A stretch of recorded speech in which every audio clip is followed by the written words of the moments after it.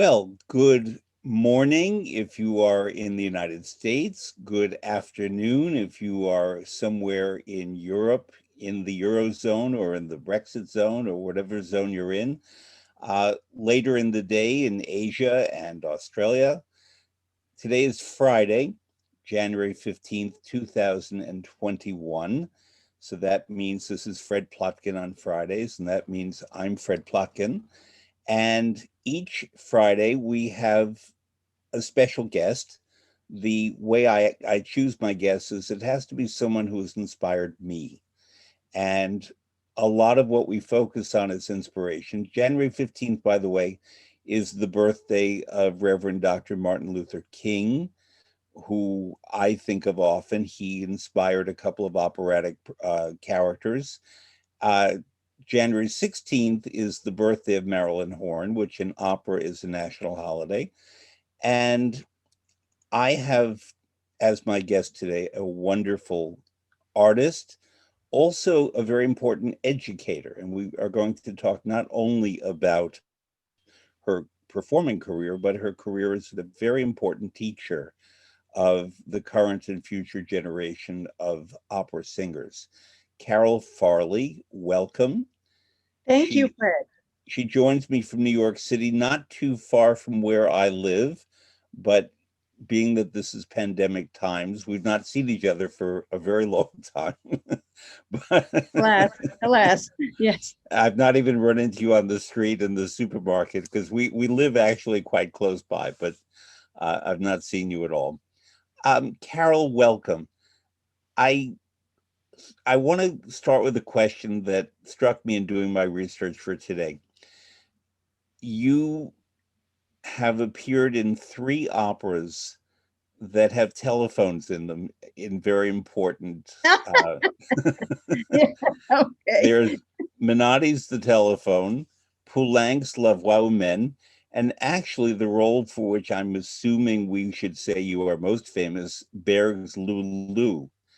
And the first time I heard and saw Lulu was with you, actually. And I didn't realize that those wonderful, mysterious sounds in the orchestra were the phone ringing. And they come at key moments. And I guess because I knew the music of Alban Berg through Voix, I didn't know the music of Lulu. I'd heard a recording, and I heard, I think, a radio broadcast in Paris, but I had never seen it. And I was so focused on what was happening on the stage that the phone part didn't connect for me. And So a lot happens, yes. let's talk about, because this sounds facetious, but it's not. When technology, in other words, a phone, um, and at that time, these telephones actually were things that rested on tables and they were attached to cords and we would pick them up. It was a very different thing from the smartphone. And relationships to technology, to telephones, to clocks is another example of something that once upon a time a clock had a face. And in opera performances, sometimes you'd see a person in the clock face and so on. These become almost historical artifacts. But very specifically, maybe start with the Poulenc, Le Vaumen, the Right. role of the telephone. Talk about that, please. Well, I have done many, many different productions of La Voix humaine, which I've filmed 3 times in 2 different languages. And in fact, when I filmed it in with the BBC in England, it was done simultaneously in one city and the orchestra was in another city. So that was a technological manifestation of what you're talking about. Absolutely. But I also filmed it in Australia for the ABC, the Australian Broadcasting Commission. And in that version, which was pretty modern for the time, it showed me talking on a cell phone, an early version of a cell phone. So that was, a different type, as opposed to the old type of Parisian telephone, which I travel around with me, a copy of it to use in various productions when I'm doing it around the world because it's just easier than trying to locate one there. So I have my own telephone. It's one of the old, beautiful, replicas of what the telephone with the cord actually looked like. And that brings us to another thing. You have to have a portion of the cord, which is sometimes used at the end of the opera to strangle yourself. So there's that too. So, it can be a weapon as well as a portrayer of what's happening on the phone. In the case of La Voix humaine, you never see, of course, the lover with whom she's having this enormously long 50-minute telephone conversation. You never see him, but you hear in her voice and in her acting what happens between them. So that's the interesting part.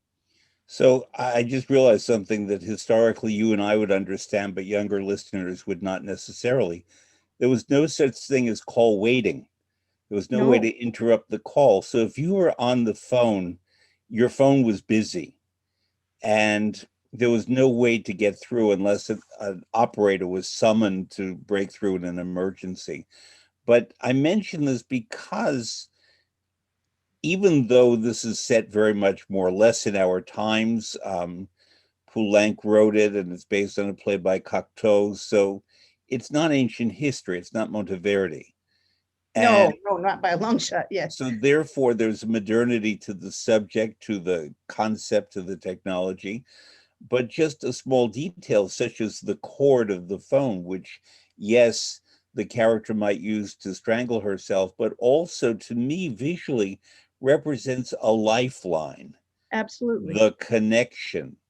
Yes, Because if you think of certain Hitchcock films where suddenly the phone cord is cut, then that's cutting the connection. Or there's a wonderful film that I love called Huit Femmes, Eight Women. It's a French film with eight wonderful French actresses where suddenly the phone is cut and everything changes of in how course. they Yes. relate to one another. Um, Talk briefly about the story of the opera, the character, and how it gets to be staged. La Femme, you mean? Yeah, we. The heroine She of has no name. La Voix humaine, La Femme, Yeah, yes, the woman. yeah. Yes, well, she's a very, I guess you'd say, volatile and histrionic in many ways, personality. She is having a relationship with a man, we presume, and something goes wrong. And she is devastated. So she tries in every way she can think of to reconstruct this relationship, but everything points to the fact that it's on its way out, that it's coming to an end. But she cannot accept this. Well, there are some parallels in today's world. I won't go into that, but some people cannot accept reality.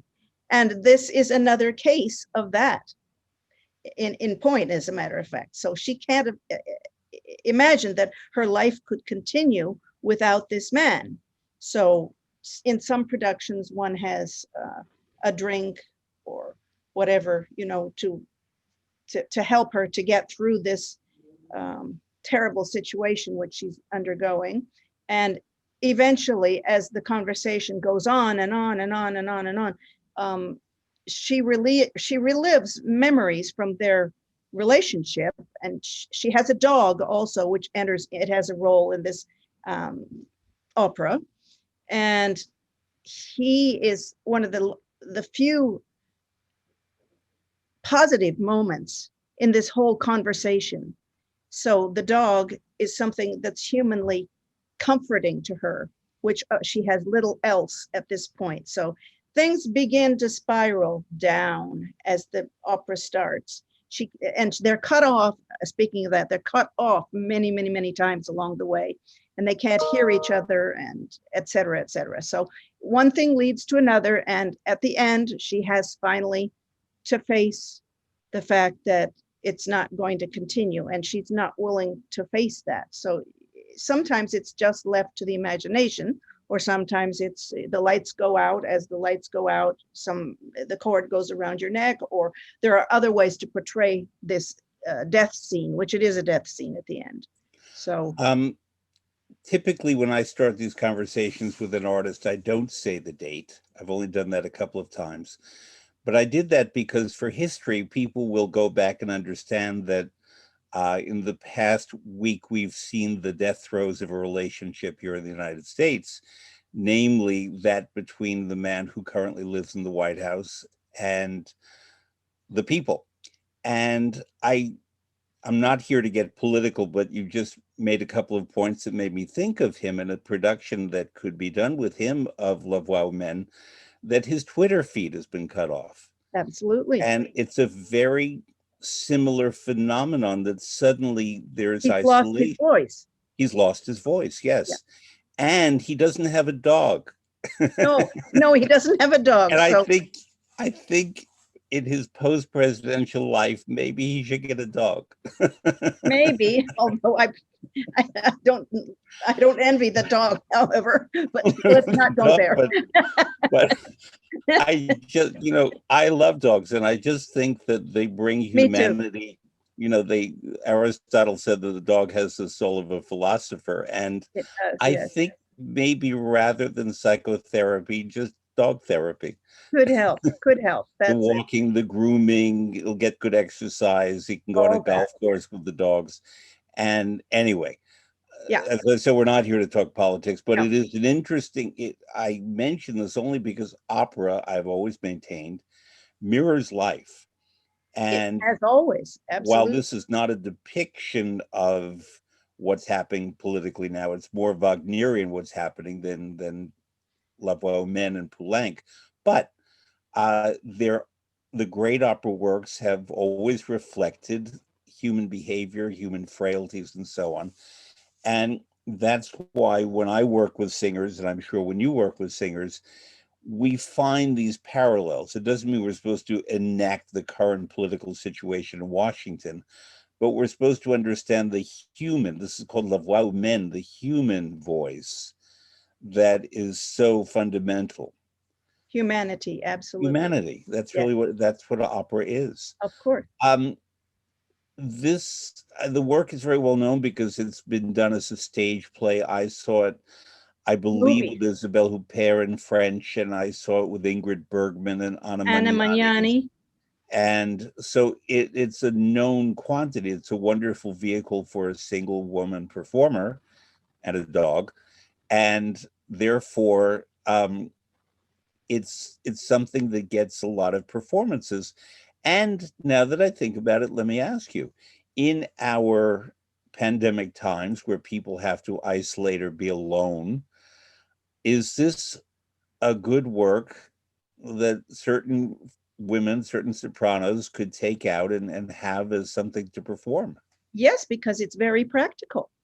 In the version which one is only had been able to use in the recent past, recently, is with piano, because at the beginning it was only supposed to be performed with orchestra or on stage.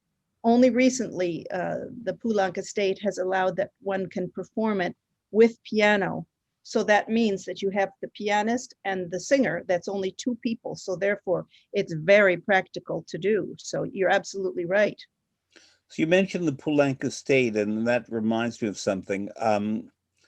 When he composed the dialogues of the Carmelites, the Dialogue de Carmelite, which premiered at La Scala in 1957, Right. and then had its American premiere in San Francisco in 1959, and then has appeared in many places since then, he specified, he was still alive, he died in 1963, that the opera should be done in the language of the country where it's being performed, so that the premiere, which had Virginia Zayani in Milan, was in Italian. When it premiered in San Francisco in English, it had Leontine Price. And for many years, the Met performed it in English, and it was only in more recent times that they did it in French, which I guess contravenes the wishes of the estate. But I like hearing it in French. That's how he conceived of it. Do you happen to know for La Voix humaine, did the estate have any similar indications about what language the opera should be performed in? I couldn't say definitively. I will say, however, that I studied when I first started to perform La Voix humaine. I worked on the work with Pierre Bernac, who of course was the partner of Francis Poulenc at Saint-Jean-de-Luz. That was my very first association with this wonderful opera. And so we worked on it only in French. So the first few times I did it was only in French, but then I filmed it, as I said, in Australia, and I had to record it as well. And I recorded it in the morning in French and in the afternoon in English, which was a difficult exercise for my brain. But it is possible. But I know what you're saying, and I agree to a certain extent. It is nice to have such a long conversation like this particular opera, which is a one-sided conversation. And it's very distended, the conversation. It doesn't really go anywhere because you have nothing to go against. You know, you don't have a person interjecting things. You are doing everything yourself, and you're using it through your memories and whatever else you have to hang on to. But it's hard for the public to take this opera on without knowing the language. So many times I've done it in many different countries in French, but I always furnish the translation, of course, or in this day and age, we have subtitles, supratitles, or anything to get them to know what it is you're talking about, because otherwise it's a bit too esoteric. You know what I'm saying? It's hard to catch, to grasp what's happening unless you know every single word. Like with Mozart recitatives, if you don't understand every word of what's going on, it's very, very rapid and very fast, and it's hard to get everything that's going on when it goes so quickly. So I think, you know, there's arguments for both sides of this conversation. When I first went to sing in Germany, for instance, everything was done in German. I remember Carmen, auf in den Kampf Torero, for instance, that sort of thing, you know. And I've seen Traviata in Czech, and, you know, that was the way things were done then. But these days, things are usually done in the original language, which is as the composer wanted it to be done. So that's my both first sides. recorded Carmen that I heard and I learned Carmen on was Christa Ludwig in German. Right. So when I went to hear it in a theater, and it was in with Grace Bumbry, and it was in French rather, it sounded very wrong to me. I was a kid. So Well, only later did I learn that it was supposed to be in French and that the Christa right. Ludwig German was the wrong one. Does playing La Femme, the woman, is it different performatively when you do it in French than English? And I don't mean the challenge of the language, because you have the languages. I mean, is the Yes, woman different when she speaks in French? yes, because in French, one gets a sense of the gestures and the milieu in which it comes out. There's nothing like the French atmosphere, and it's very much apparent through the orchestration, or if you only have the piano accompaniment, it still comes through as totally French. It couldn't be by anybody else. It's totally French. And French people have a way of expressing themselves that's not the same as we express it in other countries. It just isn't. Your gestures are different. Your way of speaking is different. Your experiences are different. So yes, I think it's quite different. But So, the meaning is still the same.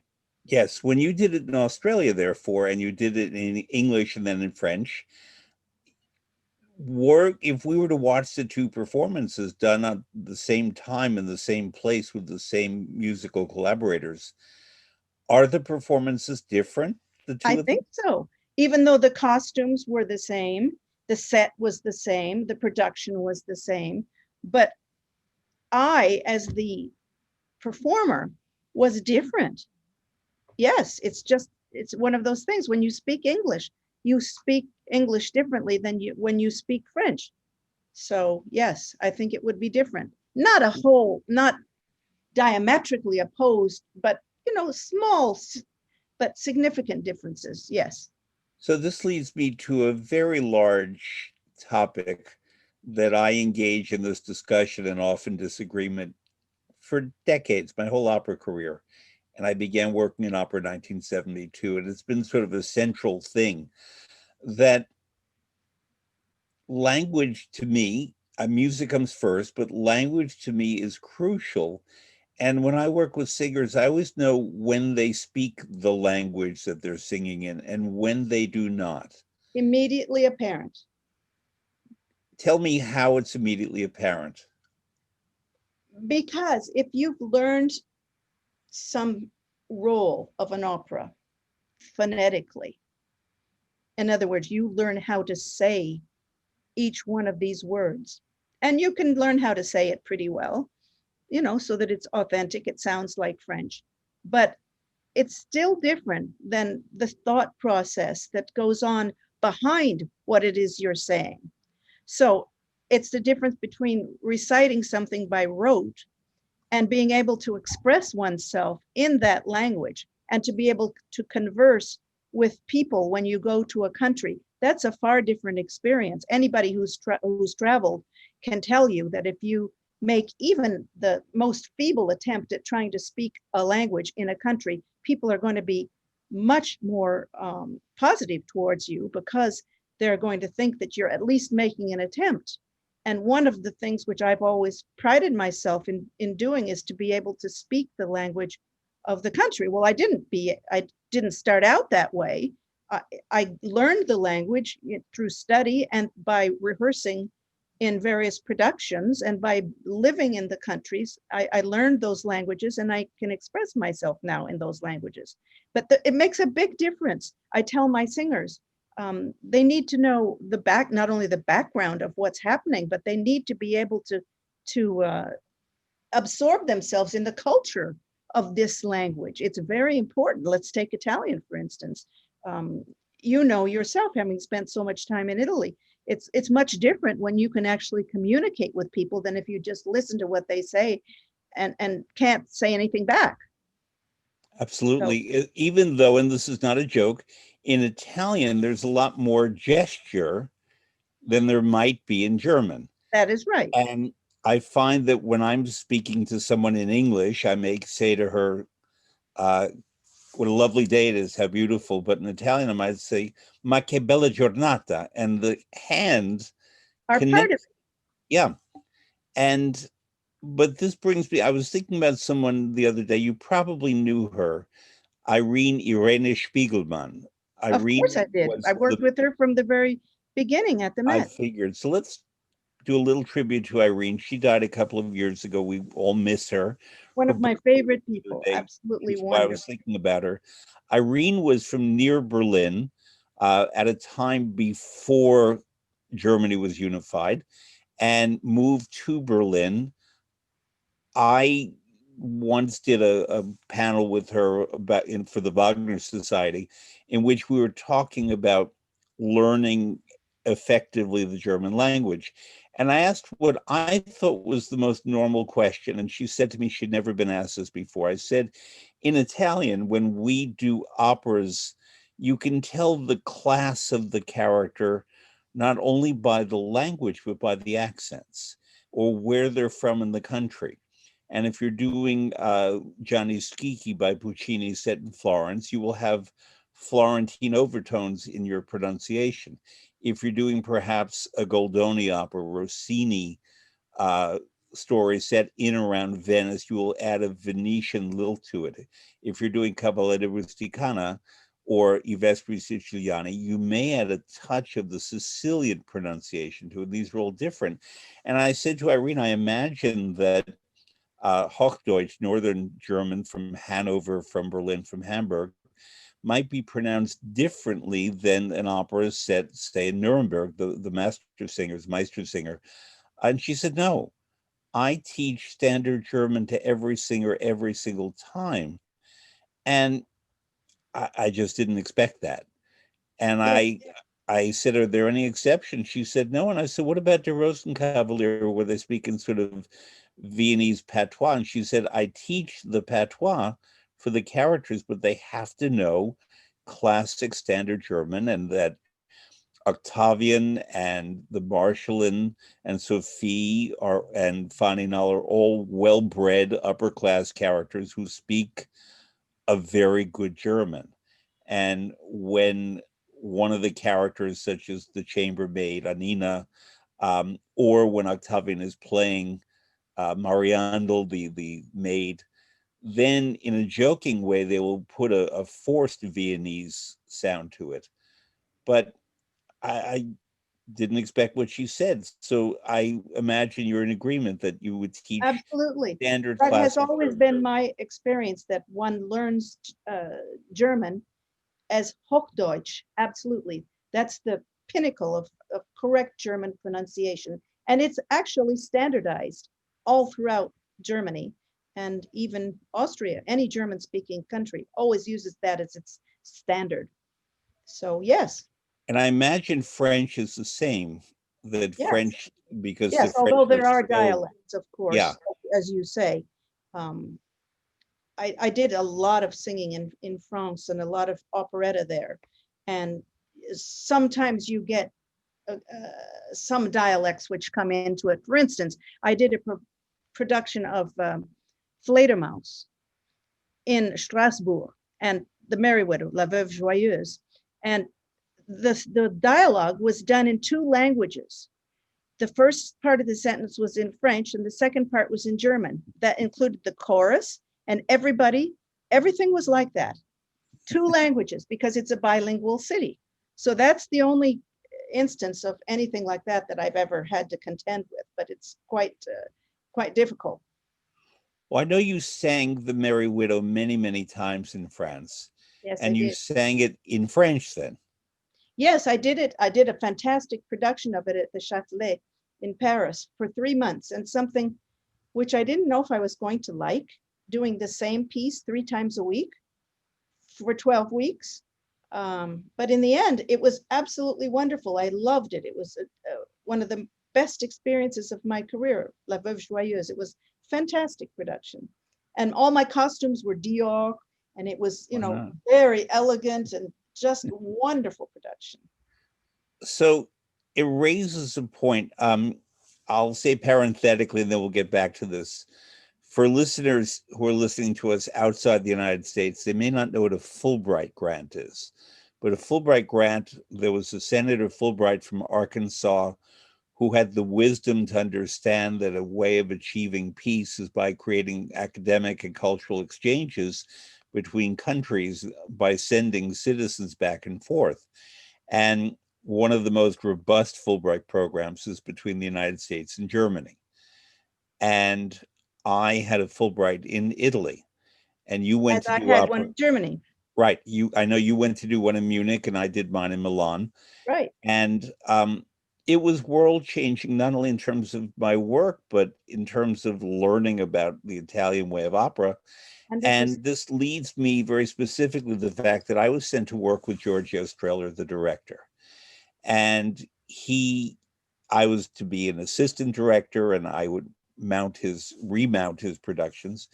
And one thing that he taught me about very early on in theater, not in opera, was the need for listening and sometimes having to improvise. And his very famous production was Arlecchino Servitore di Due Padroni. In other words, Arlecchino, Harlequin, Servant of Two Masters by Goldoni. And one day he threw me into a student performance as Arlecchino. And my Italian is fluent, but I do have an accent. And at a certain point, he wanted me to learn how to improvise in Italian on the stage, because he figured if I can do that in the theater, then I can teach that in the opera, because I'm not an opera singer, but I've directed a lot of opera. And he told one of the other characters to say to me, "Ma Arlecchino, quel accentino." In other words, but Arlecchino, your accent, your little accent, where's it from? That was not in the text. And I had to respond in verse and pay attention to what I was hearing. And somehow a word was summoned, a cheese alpino, which means it's from over the Alps. In other words, I had to, in the moment, in front of an audience, improvise when something went wrong or different. And this is the lesson for that for me, and I know you can confirm this and give examples of it, is sometimes in opera, a singer may forget a line. She may go a verse ahead. I've seen this happen in Mozart with great Happens all the stars where time. Yes. suddenly they miss a verse. And therefore the colleagues surrounding them have to respond and the conductor has to respond. And so when you coach and teach and you emphasize the importance of knowing the language, I imagine this is part of it, that they're not singing by rote, or they shouldn't be, because when a singer sings by rote, you know it, and it's boring. You do, absolutely. Well, that is a very good example of being able to be very quick on your feet. And the only way you can do that is to have strong nerves and some knowledge of the culture and the language. So obviously you passed the test with flying colors, but it's not always easy when one is thrown curves like that. I mean, a million things have happened on stage to me during the course of my career, and you have to be able to think very quickly how to solve this. And it's one of the things you have to learn to cope with, whatever the situation is. And one does rise to the occasion, but sometimes it's harder than others, obviously. So if you were to accept a student, would you have that student, would you require that student that he or she be fluent in a language before they can come to work for you, with If you? I did that, I probably wouldn't have any singers at all. And that's a concern about Yes, arts education absolutely. nowadays.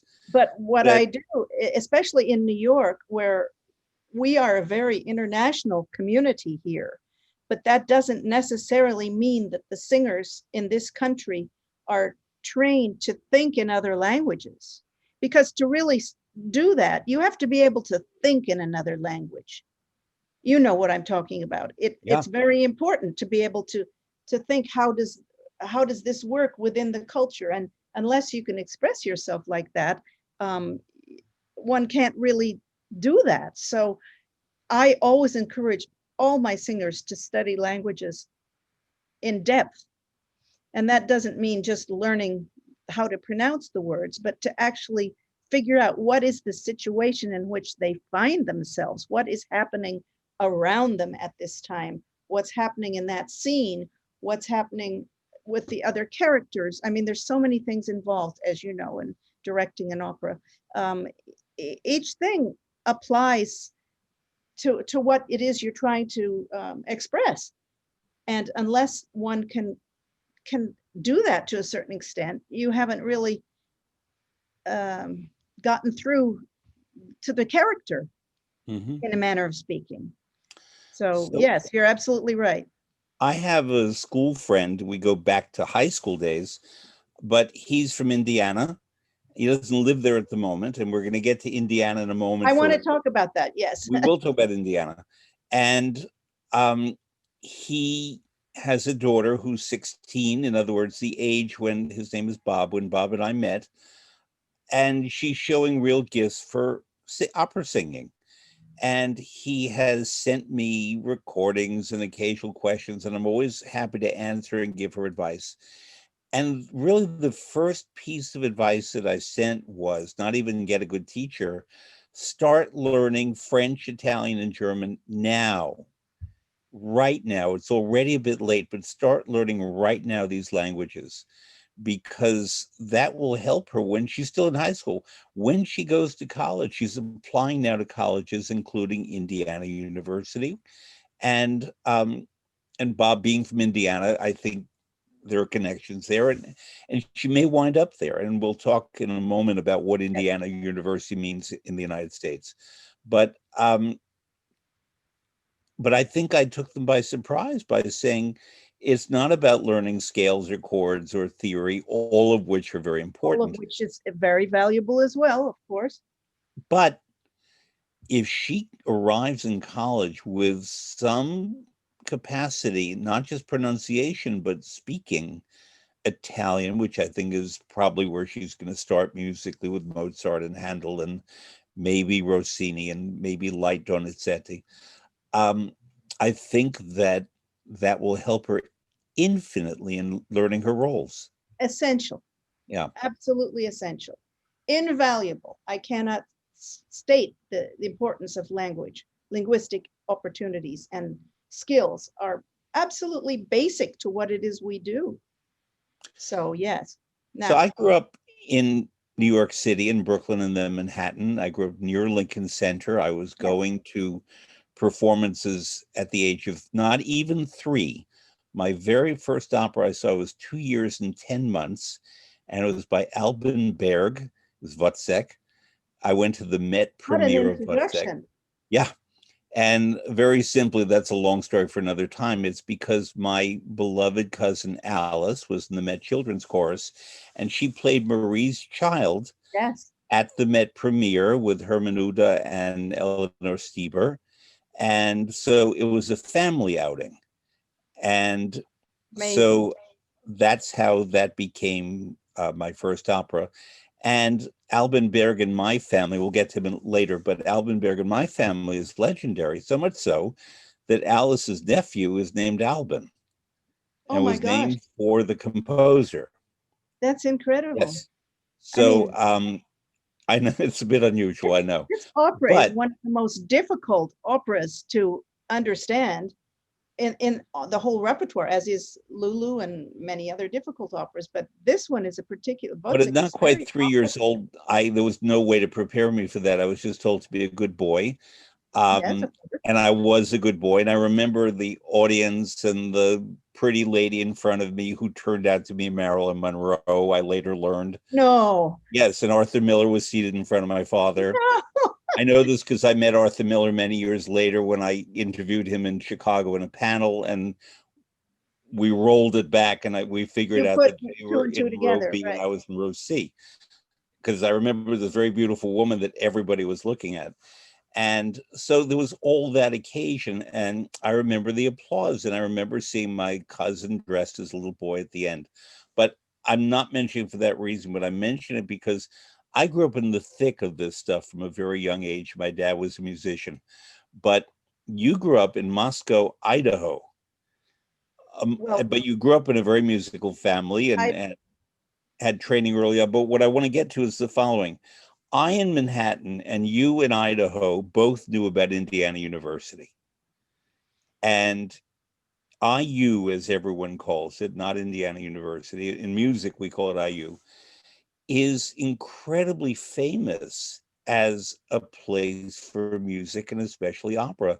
And while most of the conservatories on the East Coast of the United States, in Boston and New York and Philadelphia and Baltimore, are music conservatories that might be attached to universities or not. So Peabody in Baltimore is attached to Johns Hopkins, but Juilliard in New York is not attached to New York University or Columbia. Um, but the outlier, but frankly, the center of everything was in Bloomington, Indiana, and still is. And you studied there. I did a couple of little seminars I led, but I'm not from Indiana University. I've not been really connected to it too much.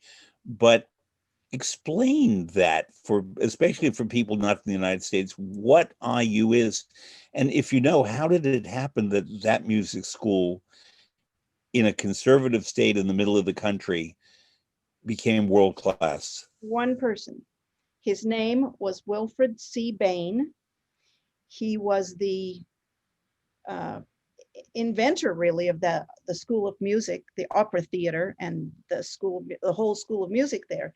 He brought distinguished faculty from all over the world, um, including Janusz Starker, Virkushny, I mean, all the great singers of the time, such as Margaret Harshaw, Charlie Kuhlman, um, everybody was there. It was an amazing atmosphere, and I count myself as so lucky to have studied there for 4 years. Everything that I learned is due to that milieu of how everything is and was done then.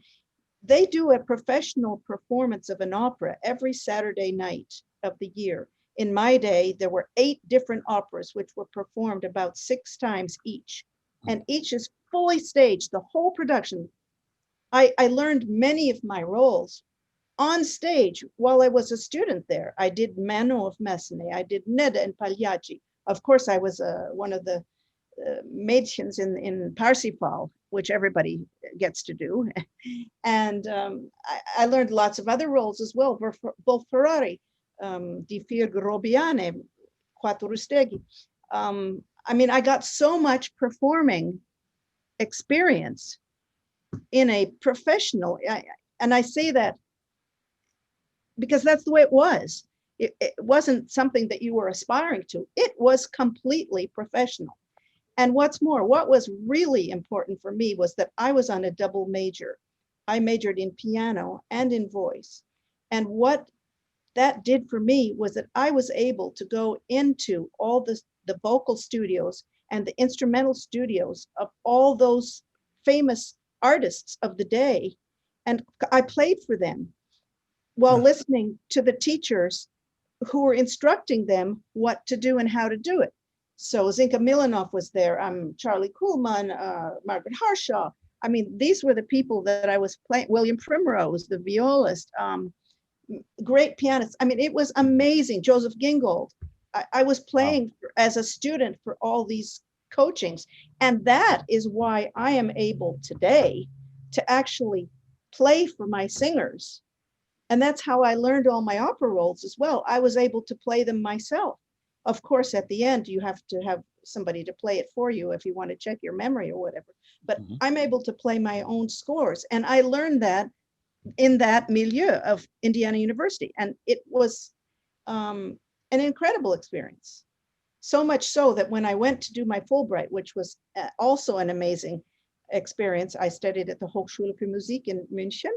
And it was a great experience because I learned the language, and I went to the opera, and I went to everything that was happening, the art galleries and everything that's happening in Munich with the orchestra, the Bayerische Rundfunk, whatever. It was also amazing. But the core of what it was that I had to do as a singer, I learned at Indiana University, because in those days we had no what's called YAP programs, young artist programs.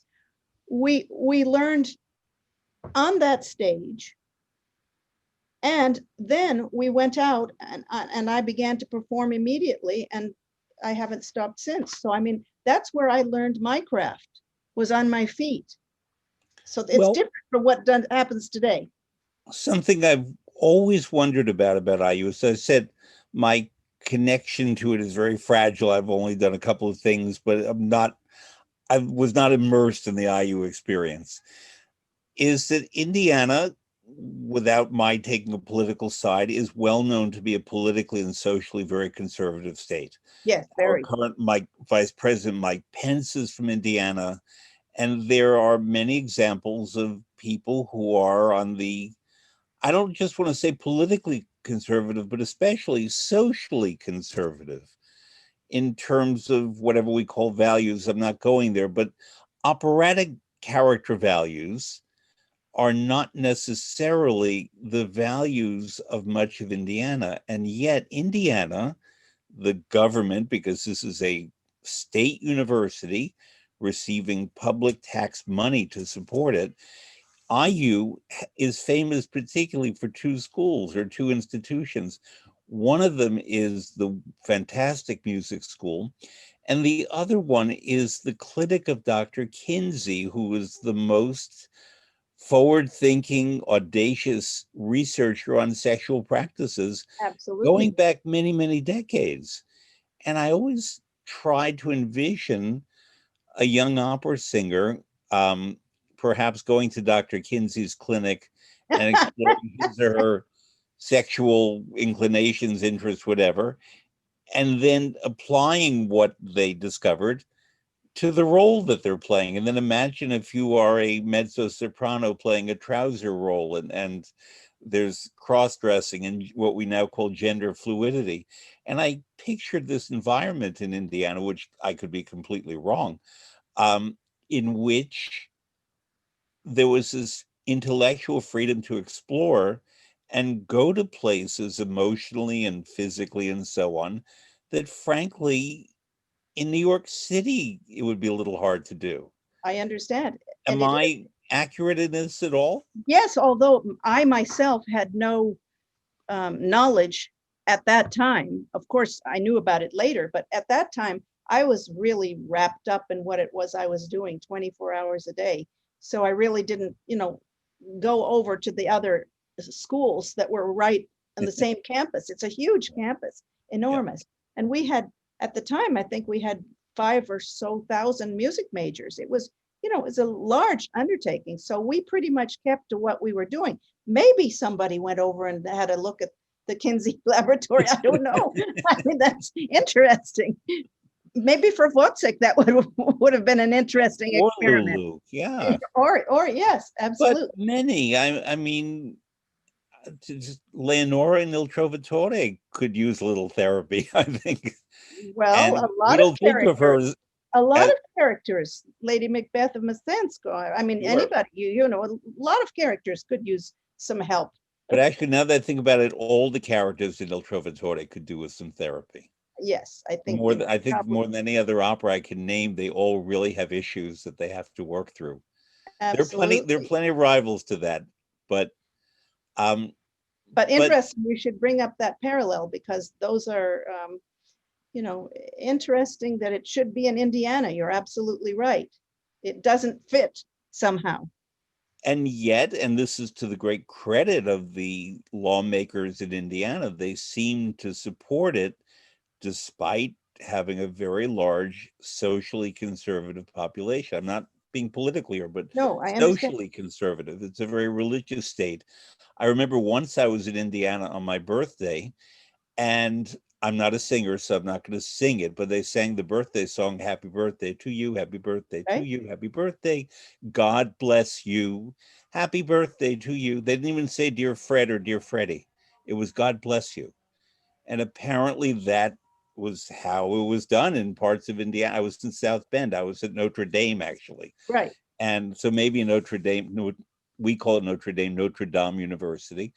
Um, they would say happy birthday, God bless you, but it just took me by surprise.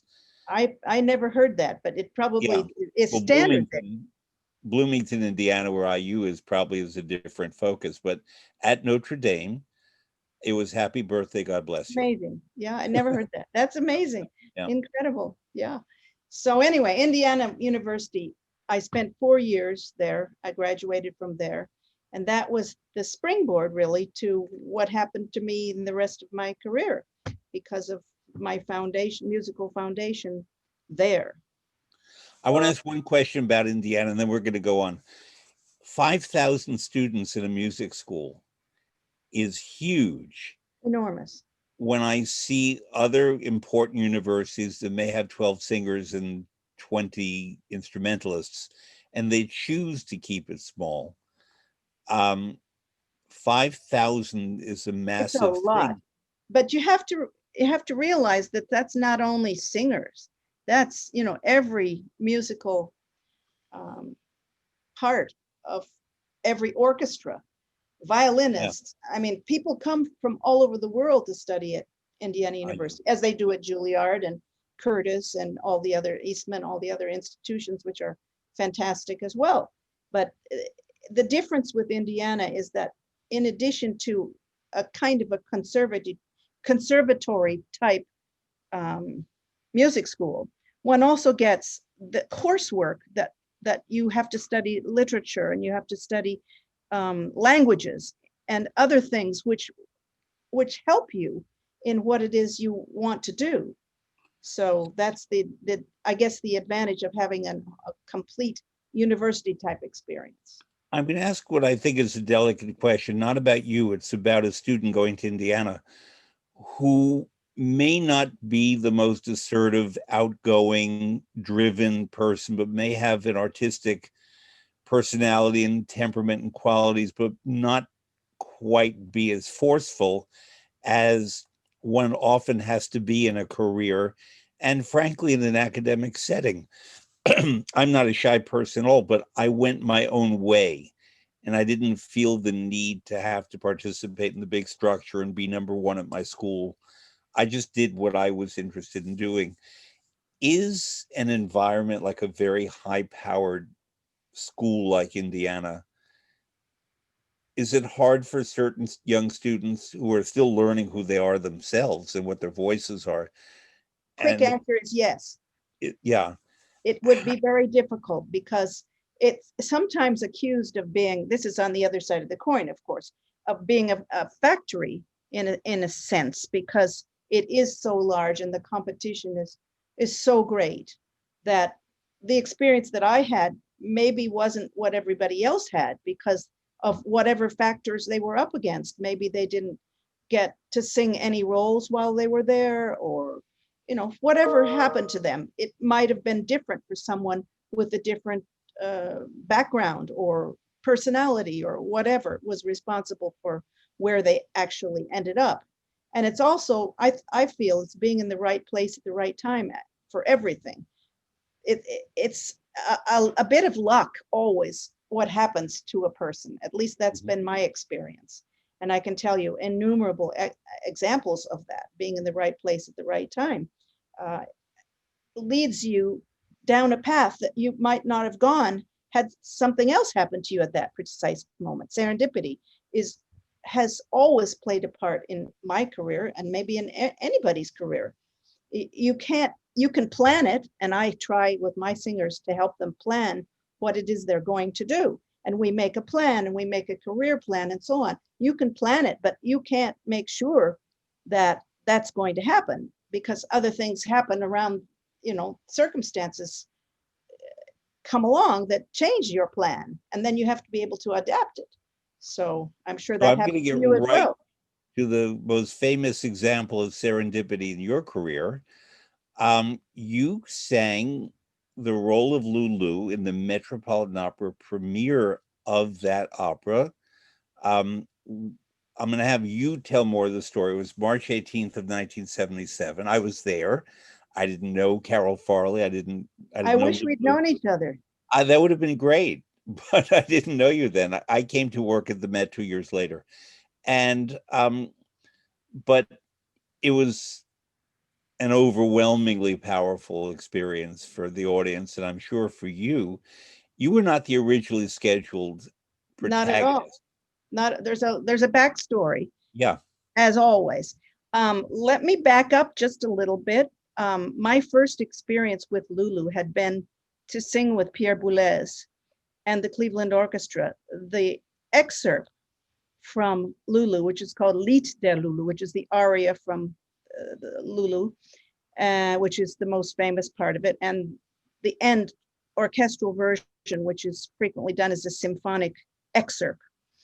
And so I had performed that with Pierre Boulez in Cleveland and then in London. So before I did Lulu at the Met, I did a very important production of Lulu. This was my second production in Europe. After my Fulbright, I got an agent. I'll just be very quick about this. I got an agent Wolfgang Stoll, who sent me for an audition at the Landestheater Linz to do an opera set on a Kafka story, which is called Die Ameise, in which I played an ant, and my voice teacher was trying to teach me how to sing. And As in the insect and not Formica, where you yes, have a nephew. Okay. exactly, ANT, the insect. So my costume was a bikini. That was my very first professional, quote unquote, production of an opera, in which I did, I think, 8 performances. That was at the end of my Fulbright year. I was very young, and that was, my very first professional thing. So as a result of that production, I got to do Lulu with the Welsh National Opera, which was a very interesting production done by Michael Jelliot, which we did, I think, maybe 15 or 20 performances of it. And we toured all over England and Wales. And that production by Michael Jelliot was very difficult, shall we say, because it took place in a circus.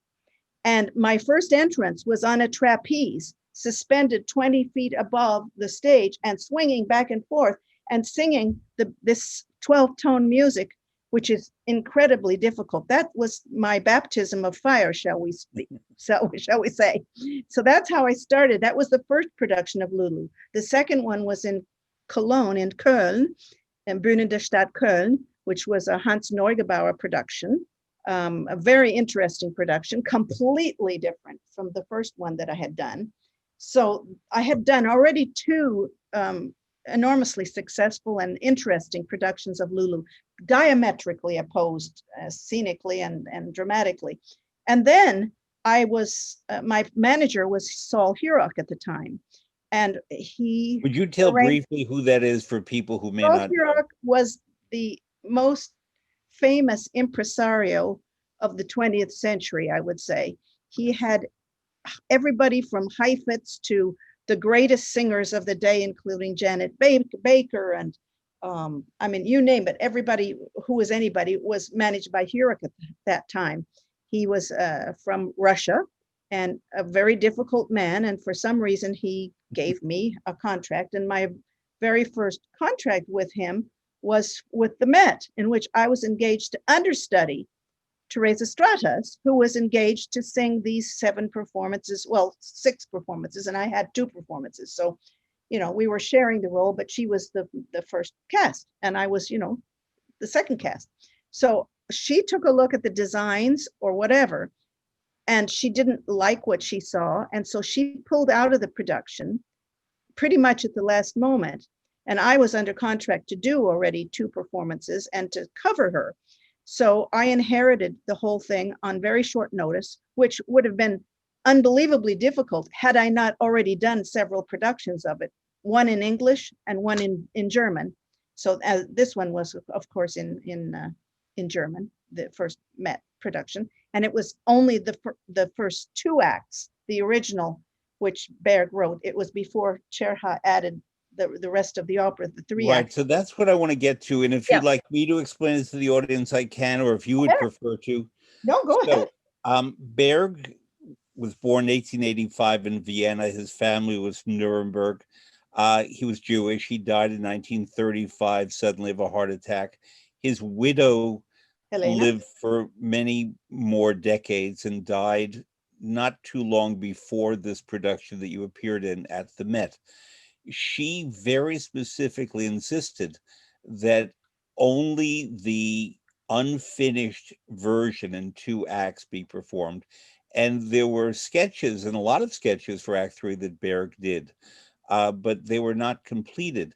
For this production only that you did at the Met in 1977, it was conducted by James Levine and directed by John Dexter, who was a brilliant and impossible person. He made Theater Giorgio director, Strello seem like mainly a at that pussycat. I time. mean, he was great. He was brilliant. I loved his productions. The Carmelites production is one of the greatest things I've ever seen. And this production was quite wonderful. But Levine, but especially Dexter, adapted music from the Lulu suite that Berg had written and added dialogue from Wedekin's Pandora's Box. And it was a version that was only performed 7 times, namely when you did it at the Met in 1977. But after that, Friedrich Scherha, if I'm pronouncing his name correctly, or You are. Serha, um, was engaged to complete the score, and that was done starting in 1980 with Stratus at the Met. I know that because I worked on the revival of the original that you did. Right. What I've always wanted to ask you, Carole, when that original production was created, there's an artist who does paintings of Lulu. It looked like Teresa Stratus to me. Were those original paintings of you, of Stratus? What was done? I'll have to try and remember. I don't want to state something that's not true. I'm not sure. I think they would have changed the maquettes Yeah. to reflect who was, you know, who was now going to sing that. The designs, of course, were Jocelyn Herbert, Yeah. and all the designs stayed the same. I have over here in my house the original maquette of Lulu. Hmm. So I believe the painter would have changed the Yeah. artist according to who was singing. That's probably the correct thing. I hope I'm saying the right thing. Okay, well, we can check that in Yeah, my exactly. memory, which, is great, but it can be faulty. And each artist who eventually did the production, Teresa Stratas wasn't the only one. There were other Lulus who took over, and they probably changed the painting to reflect that. I'm imagining.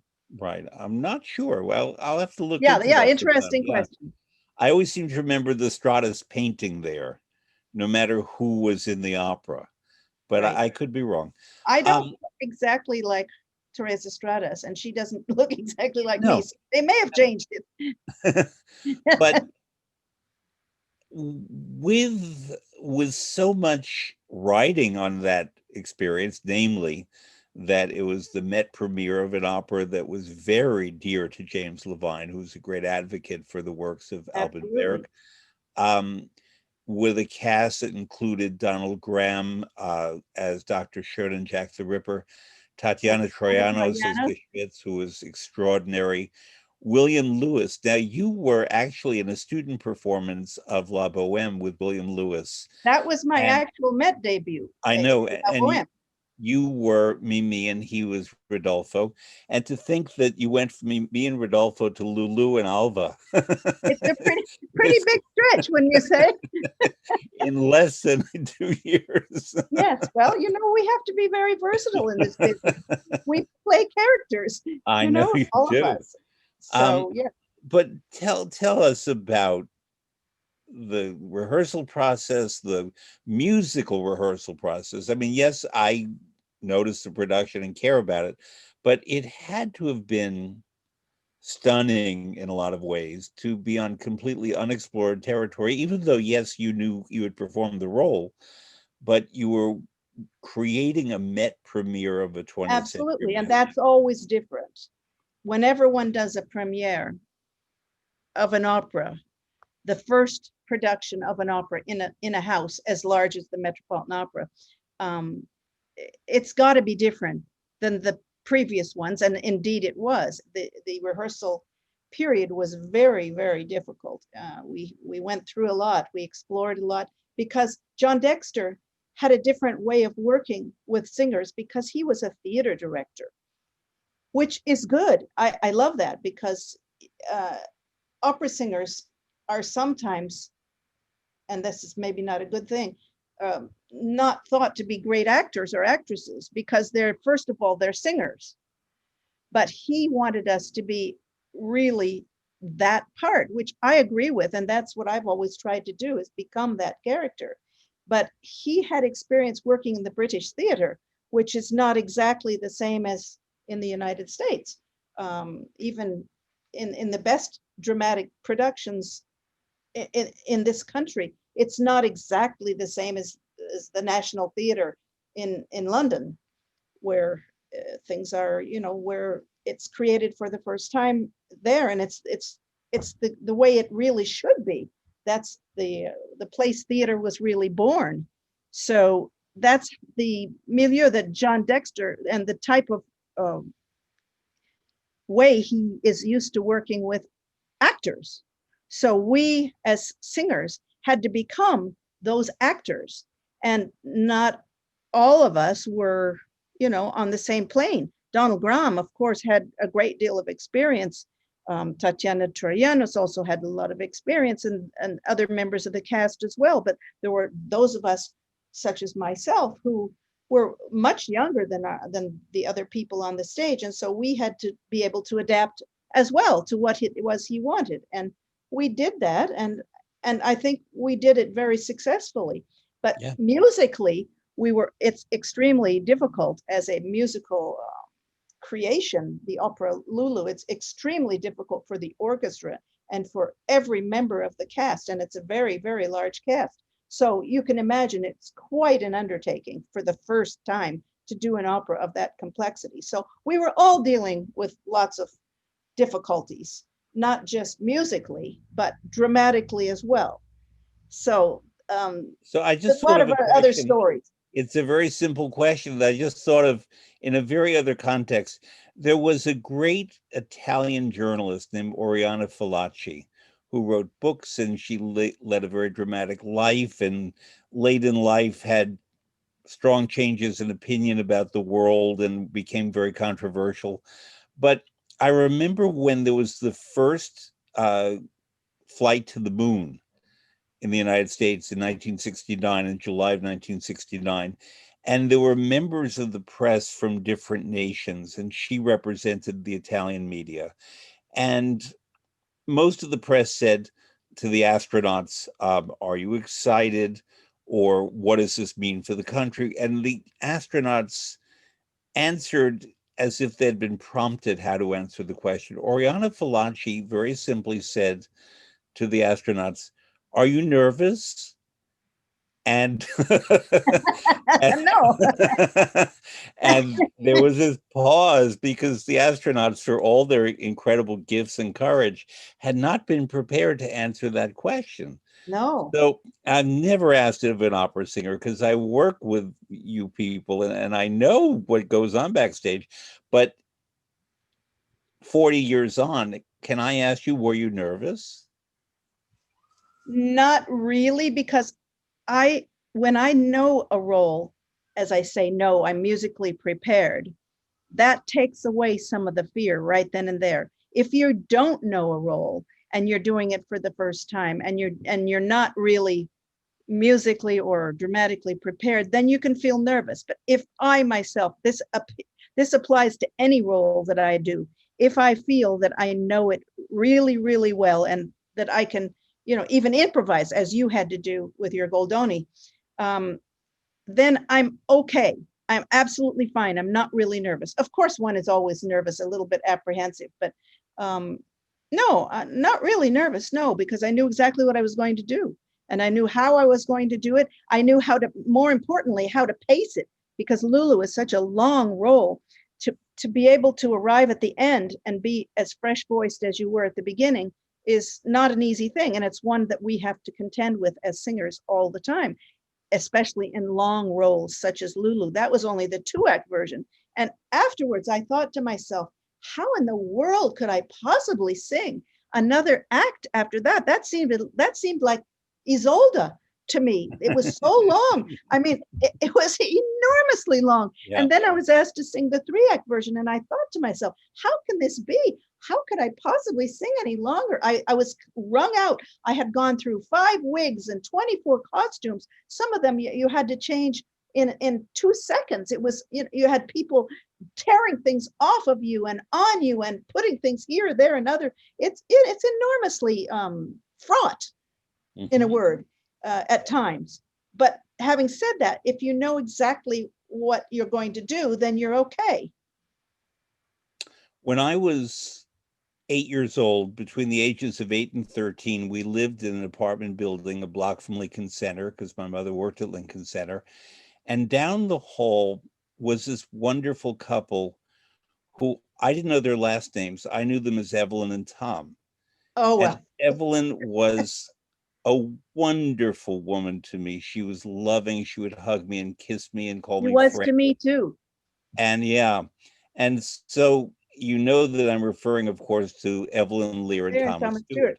And I liked him, and he was friendly and he'd pat me on the back. But Evelyn was really like a wonderful aunt. Absolutely. And Evelyn Lear and Lulu and Berg, would you talk about her and your relationship Absolutely. I with have her? so much to say. I Please. also worked separately with Tom. In fact, I'll start with the story with Tom because that's even maybe more ironic. Tom and I were both engaged to sing a concert performance of Porgy and Bess in London, conducted by Lauren Mazel. Now, we both learned, it was excerpts. It wasn't the whole thing. It was, just excerpts of the main tunes. I Got Plenty of Nothing, all the famous tunes. So in this day and age, that would, of course, never happen. But this was in the 70s. And it was still, possible to do a musical rendition of excerpts from Porgy and Bess without, using what should have been the right singers, right, quote unquote.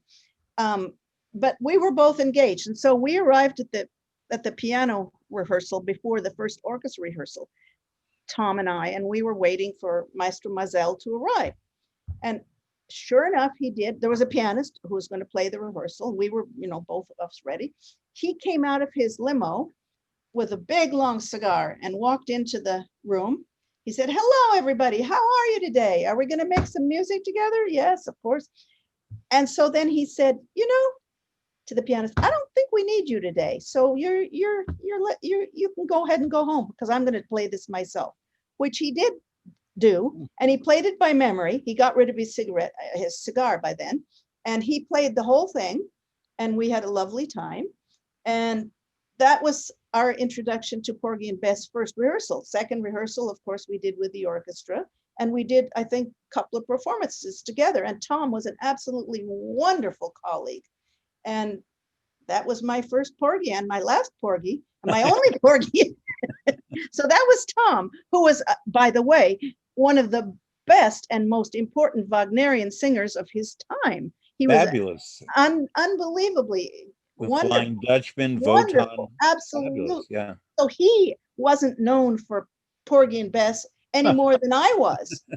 Certainly. So anyway, we found ourselves, as we have to be, versatile in being able to do many different things. So that was my introduction to Tom. Now, Evelyn, when I was learning Lulu, of course, my go-to recording of the time was her recording conducted by Karl Böhm on Deutsche Grammophon.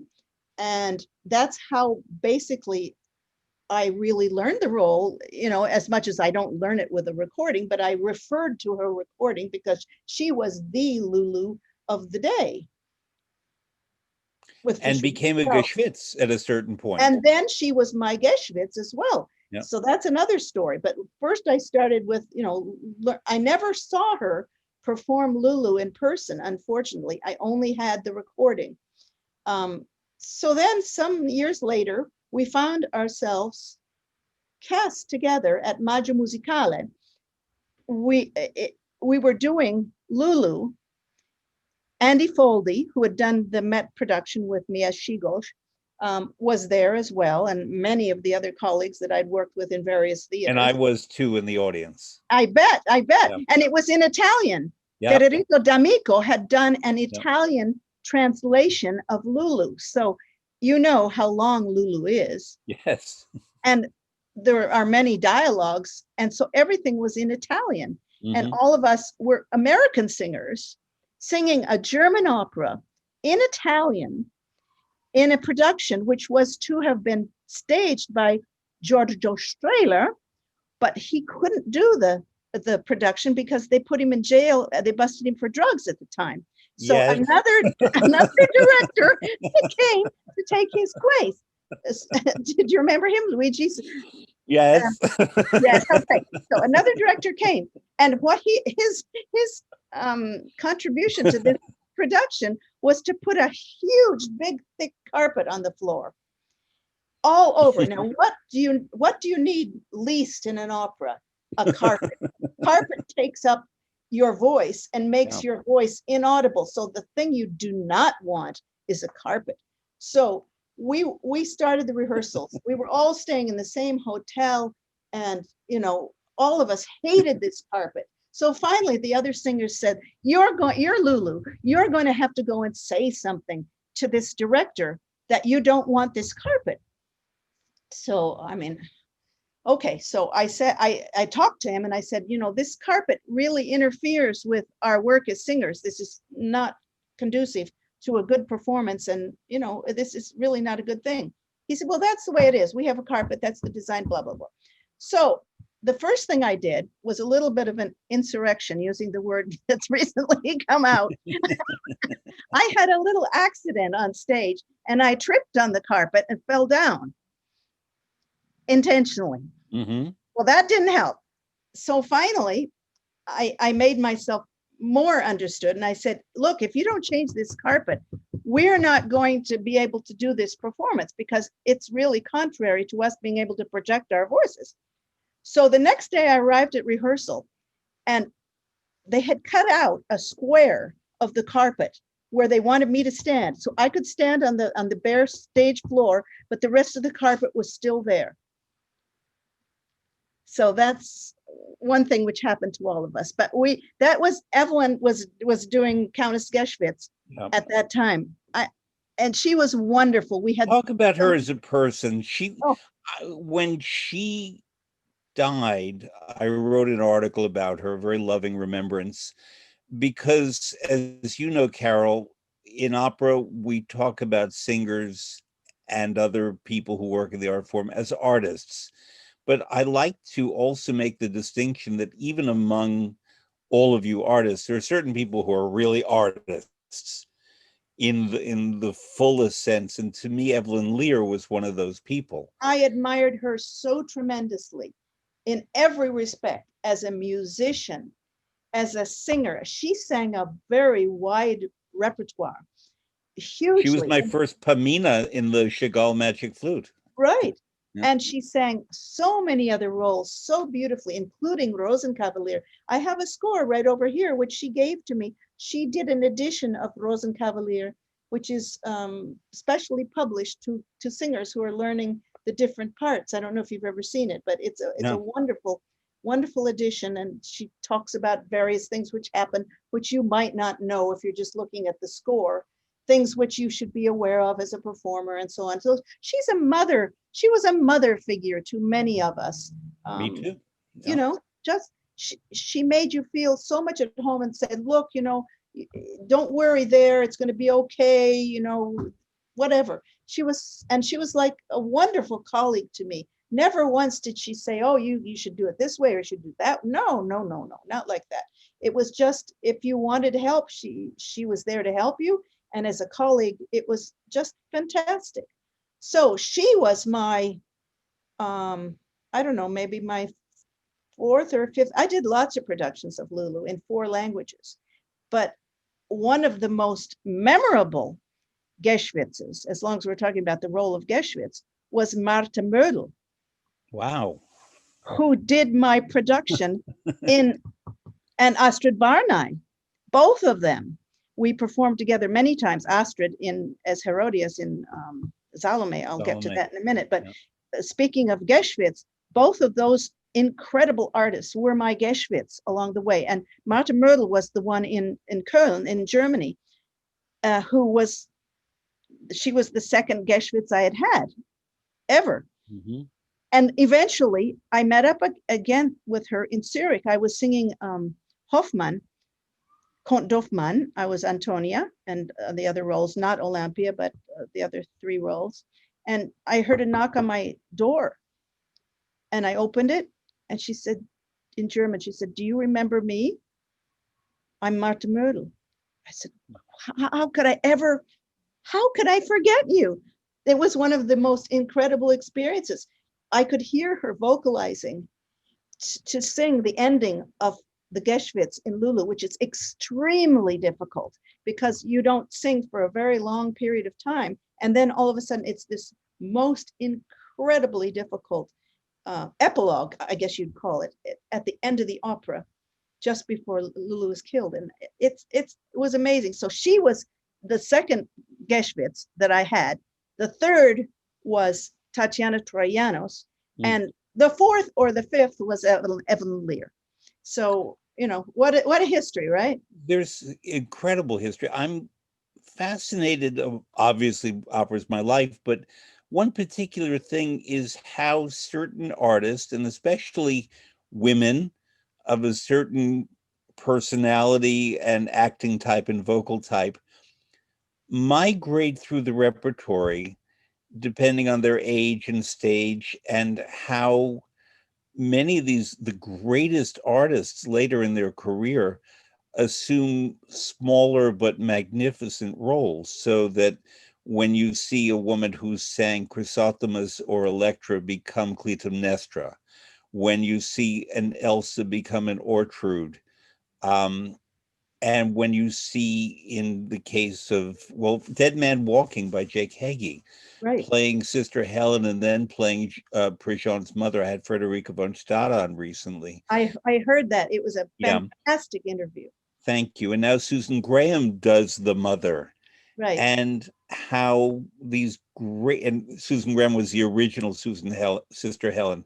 She was a wonderful Geschwitz, for example. Of And course. what I love is when certain of the best artists, frankly, have the assurance and have the love of the stage, that they continue migrating through roles. So from Yennefer to the Kostelnichka in the opera Yennefer by Janacek, there are many of these wonderful characters. And it means that Absolutely. you, younger artists, get to work with an Astrid Varnay, who I worked with in That, Mahagoni. I mean, she was the best teacher I ever had on the Yeah, stage. yeah. She or Leonie Rieseneck or any of these unbelievable artists of that era. Astrid was an amazing. I would stand when I wasn't on stage as as a character of whichever one I was playing.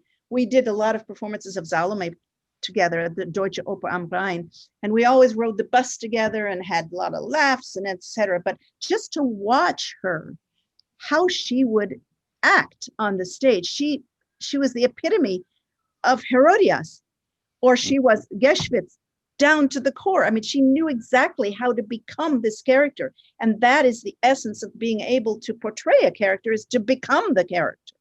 So they were my teachers.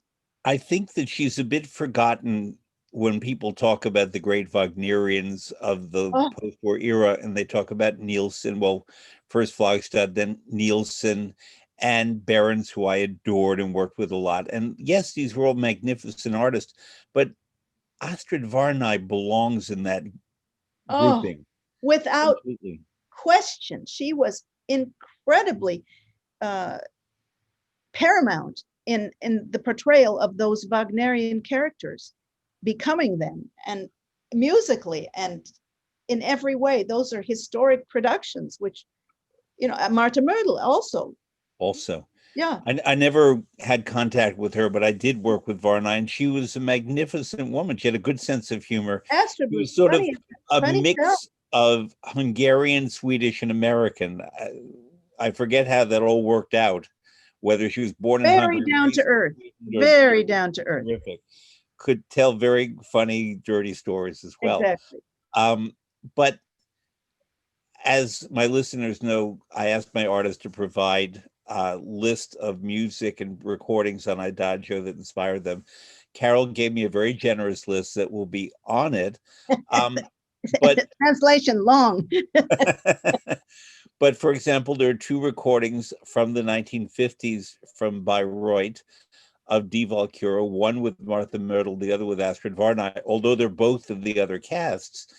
But they were, it's kind of like, I love wine, and we talk about vintages, and we know that in wine, 1955 was a great year, 1947, 45, 47 were great years, 1961, and so forth. And so those of us who are Wagner crazy, as I am, listen to all of these different performances in different years. And for me, the Bayreuth ring cycles that I would know were 1951 and 53. And I knew to some degree the 1955.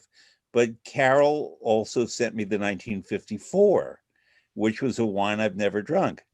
And it was fantastic. Yes, they're And why amazing. did you pick that one among all the famous rings Look, of I the? told you I agonized over these recordings for a month, trying to figure out how do I choose this, because there are so many and they're all fantastic. Each one is totally different.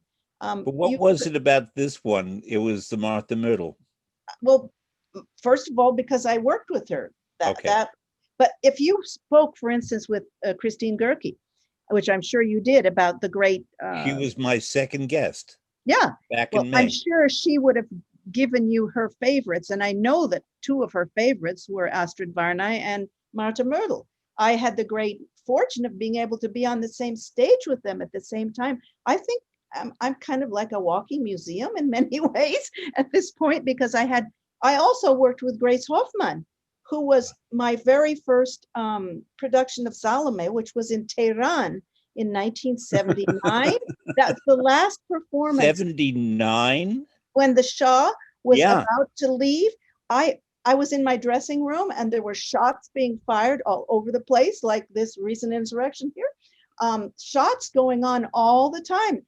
That was my first Salome, and Grace Hoffman, Peter Hoffman, should have been Carl Böhm conducting, but he sent somebody else at the last minute.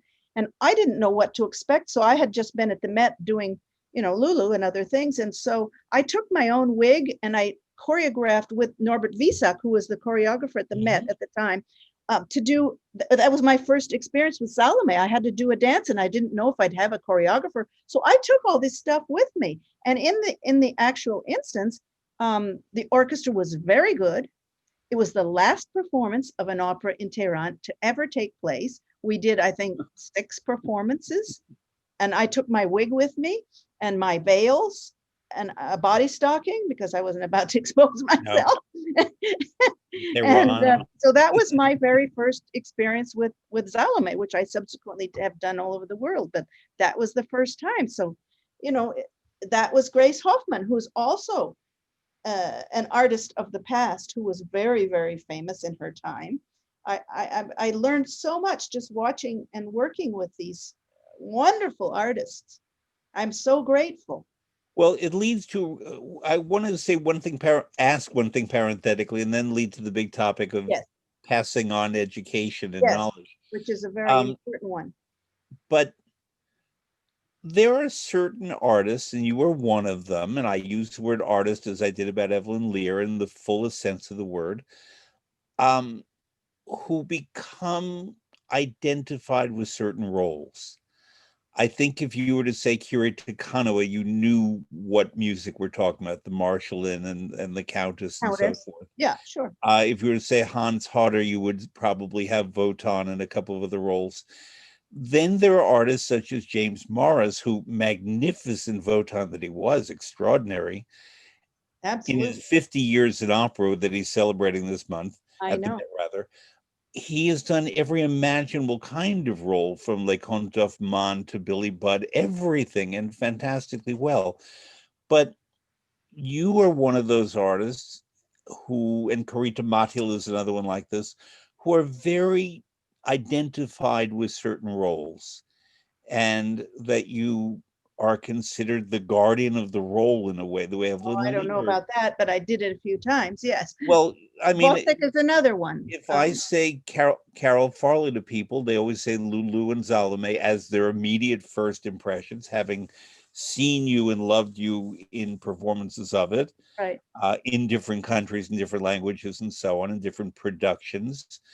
I know that great artists, yourself included, tend not to bring her Salome or her Lulu wherever she goes, but that it changes with each production and each cast. I never take the same thing. No. Right. But is it problematic in any way being identified so completely with a couple of roles? 100%. Although you've done a vast repertory. Yes, it's called typecasting, and it is very much a part of what a singer has to contend with. And after I had done about 150 performances of Lulu in 4 languages, I knew that this was a potential problem. But you see, at the same time as I was doing that, I was doing all kinds of other roles as well. I did more than 150 performances of Traviata, for instance, which was one of my great roles. Bohème. In 1972, I sang it with José Carreras in Teatro Monet in Brussels, for instance, and that was my first performance at the Met. So, I mean, I was singing other repertoire always. A singer cannot only sing certain roles. I did so many performances of Voix as well. And then I got into a lot of operetta, both German and French, just because that's the way it happened. But yes, your question is absolutely correct.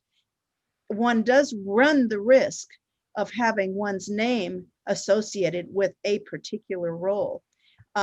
Let's take Walter Berry. I sang Voix with him so many times, but that probably wasn't one of his most famous roles. You wouldn't say that was his most famous role, but he did it. So we all have to do a variety of different roles, but sometimes it happens, as in my case, and I guess it's happened to other people, like the Marshal and Rosenkavalier, or whoever is famous for that Schwarzkopf. role, Yeah. you become associated with that role if you have a certain amount of success with it. Catherine Malfitano was my guest recently, Oh, and yes, she of course. played a She's huge wonderful. range. But she told the story about meeting Luba Velic, and who was such a famous Salome, that she wanted to talk to Catherine about Salome and Catherine Salome, which was a great honor, and they did it in Vienna. But I met Luba Velic, and her first question to me was, "Have you seen my Salome?" And I'm sorry, Madam Velic. I wasn't around then. Poor boy, you did not see my. Now that was a Salome. I said, well, I've seen, Catherine Malfitano and Carole Farley and Teresa Stratus and Carita Mottila and Birgit Nielsen and Yes, yes, Leonie Rieseneck. So absolutely. I've So seen my many great. Salomes, Maria Ewing, many, many, many. But so I want to talk to you about the fact that you have established a second very important career that I think is an important outgrowth of your singing and performing career, namely coaching and education for the realities. I'm adding this, for the realities of today. In other words, a young singer who you would meet now, her prospects, her gifts, her worldview, perforce would have to be very different than when you were beginning 50 years ago. Completely different. And so, number one, what do young people face now? And number two, I've been to master classes and I've given master classes where occasionally the artist, I'll name it, Elizabeth Schwarzkopf, was so immersed in her own career and experience that she didn't necessarily have much to impart to the young person in front of her. There's another still living artist, I won't say her name, who basically, if you didn't do her version of certain roles, then you were not good. And it was very damaging to the singers that she worked with because, Daunting, yes, I mean, absolutely. she was a soprano. So when she worked with tenors, baritones, and basses, she was fine because they couldn't sing Susanna, for example. Right. Um, but those two are sort of the exceptions in my experience. But most singer teachers, artist teachers, yourself included, understand that distinction. And you as a teacher have to find your way into the young person you're working with and then unlock or help that person unlock what has to be unlocked. Talk about that experience both as a teacher and then as dealing with students of today. Right. I think the landscape, if we can call it that, that singers have today is completely different than when, let's say, Flicka and I were beginning. As a matter of fact, we gave some concerts together at the beginning of our careers to do with the Met. Um, it's completely different because today singers don't get the opportunity to get on stage to do major roles until much later in their careers. So I was performing, everything in professional situations by the time I was 21 years old. That doesn't happen today. These singers have to do young artist programs, and the programs themselves are wonderful. I'm not saying anything against the programs, but it comes a point where one really needs to get on the stage because there's no substitute for doing it yourself. It's one thing for somebody to tell you what to do, but it's another to actually do it yourself. You can watch in rehearsal somebody and you can try and do what they do, but you can't do it because you are not that person. It never works that way. You have to do it your own way, and you have to have the tools to be able to do that. So what I try to do, one of my main functions now as a coach, a vocal coach, is to try and help to lead the singers to find their own ways of doing it. I never tell anybody, I don't demonstrate what to do. I lead them to find their own way, because if they copy what I'm doing, it doesn't help. They have to find it themselves. That's the key to it. With all of these tools that we hopefully can give to our singers, they have every technical um, thing at their fingertips today. All the phones and the laptops and the iPads and whatever to learn what to do, and they can actually have the score right on their computer. They don't have to carry around these heavy scores. I have libraries in both my house in London and in New York full of scores. You know, we used to have to carry these heavy scores around with us. They don't have to do that anymore. They have a lot of advantages, but they still have to do a lot of, there's so many things to learn. It's hard to tell exactly how many things we have to learn as singers. And I counted myself first, and I want to say this is very important to me. I consider myself very foremost as a musician. I started out as a pianist. I learned the clarinet for 8 years. I studied the viola. I can read an orchestral score. I can play an orchestral score. I tell my singers, you've got to learn theory. You've got to learn to play a certain amount of piano, not the whole score, but you have to at least be able to read the score so that you know what instruments are playing while you're singing. You how do you know what to listen for in this very dense tapestry of an orchestral score if you don't know what instrument you're listening for, who plays at the same time? I mean, there's so many things like that. Role preparation, how do you prepare a role? How do you read an orchestral score?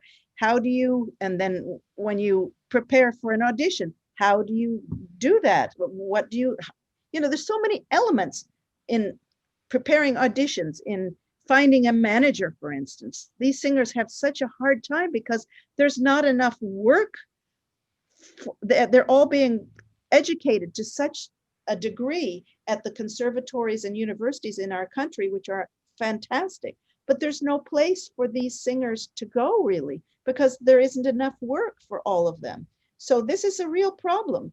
And Well, you and I especially both, now, when we were young and starting, both went to Europe with our different aims for opera. exactly. Um, and we were lucky to get, very lucky to get Fulbrights, because those are not easy to Very, get at very all. difficult. Very Yes. competitive. But so we had that advantage. Renee Fleming went to Germany with a Fulbright, and they really help.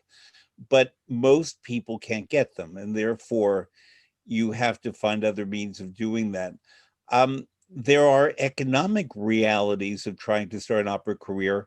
The other thing is that when you at 21 were singing, you were earning a fee. Many young people now have enormous student debts. Um, I'm going to get, we don't have too much time Or left, but second jobs or second to jobs. pay for. Which unfortunately in the pandemic economy where there are no restaurant jobs and things that they did, they can't right now. So it's a very, right now, very tough time, but we Fragile, hope to yes. get out of that starting on January 20th at 12 noon. But the, something I want to get to, it's delicate, but I think it's so important. Um, Social and sexual mores for people who are now in their 20s are different from when you and I were becoming adults. Completely, yes. And therefore, the interpretation of roles, what I would understand about a male or a female character and have to direct when I was 22 is different, but I would say not about me, but about us, heightened, because a lot of it had to be imagined rather than enacted. Whereas now with, I think it's a good thing, much more fluidity and much more freedom about sexual expression, romantic expression, things that certain characters that had to be restrained in certain ways, were Lulu, who was perhaps the opposite of restrained. Um, you were talking about, we were talking about Indiana being a conservative state. I worked in Ohio at a company where when they did Faust, they posted a sign saying that it contains adult I bet. situations and so on. And I don't think they would do that now. Maybe they would. But, opera from its very beginning, from Monteverdi on, the coronation of Popea is all sex. Handel was all sex. Mozart was Yeah, all sex, and which is terrific. But the way we related to those characters and presented them had a certain sexual energy that we would bring to it rather than graphic depiction.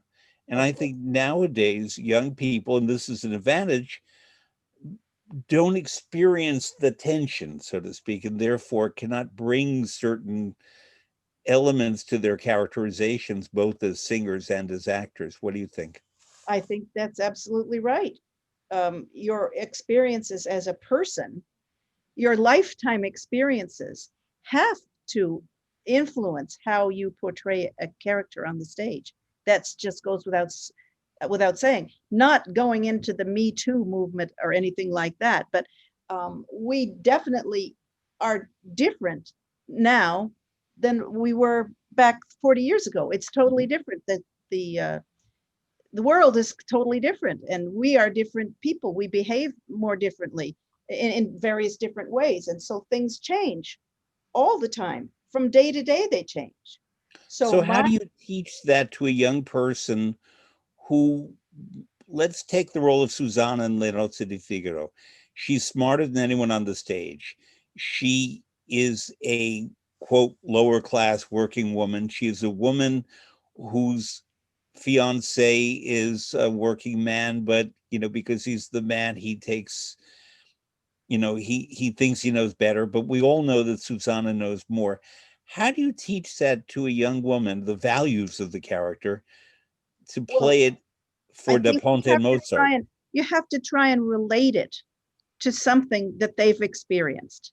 Let's say they have a job in a restaurant and they encounter a certain person who, you know, causes them trouble or doesn't give them a good tip or whatever has happened to them. You try to relate their own experiences to those in the opera.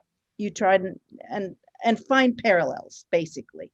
That's what it's all about. And the experiences that we had 40 years ago are definitely not the same as what's happening now. So you have to, that's why opera productions do updates, because it's interesting to look at it from a different viewpoint, because things do change. But one thing stays the same always, and that's the situation that the composer put these characters in. That always stays the same. How you look at it is what does change. So I try to be realistic in that point of view. But what I try to do for my singers is to give them a dose of reality, tell them what to expect, how to read a contract, how to prepare um, all sorts of things which will happen to them, how to be away from home, how to be away from your family, and be able to take it. If something goes wrong, how to solve it, what do you do, where do you go, what if you get sick in a foreign country, how do you cope with these things? There's so many things that one has to deal with as a singer, and all these things are maybe things that have happened to me before, so maybe I can help them learn how to cope with these things. Right after Election Day, I had Dr. Anthony Yan on. He was, until very recently, the Met's medical director Yeah, and has written a couple of books about physical health and the singer and what is required to maintain your health, because, as you very well know, important. your body is your whole Body is your income. instrument. Yeah, That's one instrument of the and income. biggest lessons that one has to learn, and So it's how very do you teach important. a singer to say no when she really needs the money and wants to do a role, but perhaps Oh, the answer we is could talk about that for days, because that happened to me all along. How to choose which role is right for your voice, how to find the right roles for your voice. Very difficult questions. Usually, the only way you can really do that is to try it out. Mhm. And if you make a mistake, like people were asking me at the beginning of my career to sing Fanciulla del West. And I thought, if I start doing that, not going to have a voice left. So I had to be very, very careful in choosing which roles to accept and when. Well, now you might say to me, well, Lulu is a very dangerous role. Well, so is Mozart. Everything is dangerous if you don't know how to do it. It's finding the key to do it without hurting yourself that makes the difference. How do you be as fresh at the end of the performance as at the beginning? That applies to any role, Wagner included. Well, I'm going to conclude because we have to, Yeah. because Adagio has a concert coming on with the words of Marilyn Horne, whose birthday is tomorrow. Happy birthday. Happy birthday. Where, when Thank you. she's asked, how do you pick roles and so on, honey, you have to have technique. You have to know how to sing. Technique is the basic thing one has to have. That's great. Carole Farley, thank you. Thanks, You Greg. exist also on social media at carolefarley.com. And I hope that many young artists have watched this because for them, it's very educational. For me, you're inspiring. You have been since I saw you when I was not a kid, but I was a young man new to opera as a worker. And you've been there as a constant in my life for all these years. So thank you. And Thank I you, hope to Fred. see you It's on the always other a side. pleasure to talk to you. Okay. See you Take soon. care. All the best. Bye-bye. Bye.